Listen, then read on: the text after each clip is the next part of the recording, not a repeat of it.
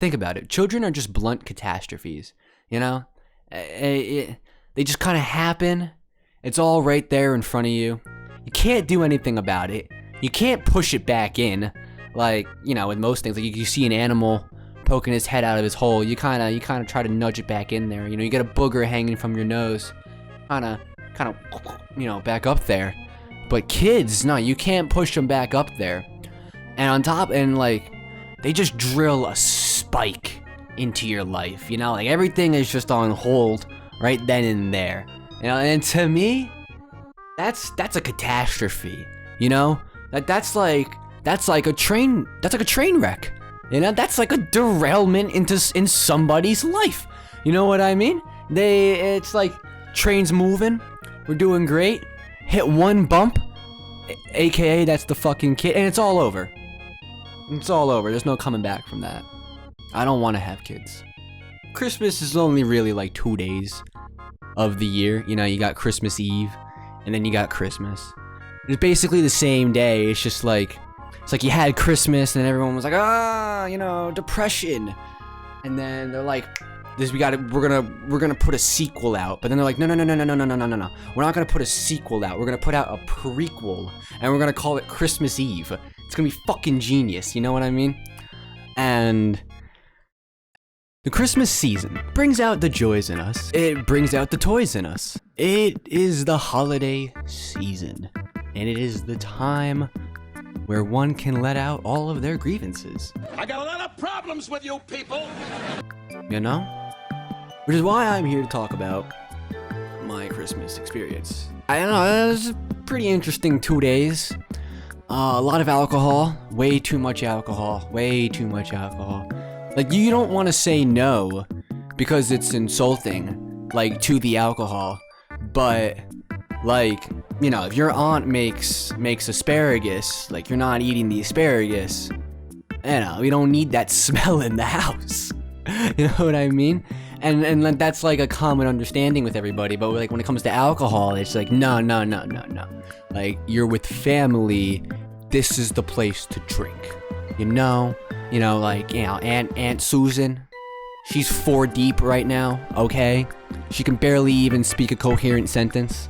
All right, like I don't understand. I don't understand like where this comfort zone and why it's so. Well, you grow up your entire life and you're taught drugs are bad, drinking is bad. You know, even though you see your parents do it for your entire life, they still tell you like, don't do this. You know, you don't be a gobstopper. And you're like, you know, I didn't ask to be born. And then you know, that probably made 0 sense, but it doesn't matter. I think what it is, it's like you want to bond with your family at the same time you don't want to bond with your family. And I think because of that, like, you feel like you're forced to drink.